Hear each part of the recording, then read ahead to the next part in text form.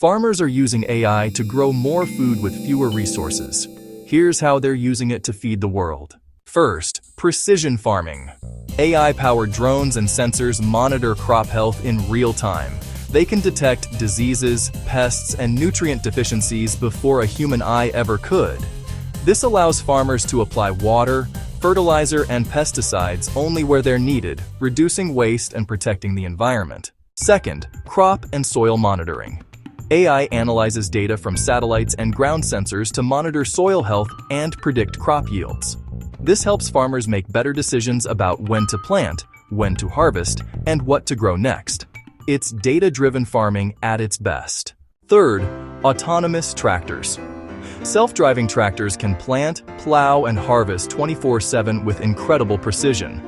This reduces labor costs and increases efficiency, allowing farmers to manage larger farms with less effort. The future of farming is autonomous. AI is transforming agriculture from the ground up. It's helping us grow more food, more sustainably. The next time you eat a meal, thank a farmer and the AI that helped grow your food. Subscribe for more on the future of AI.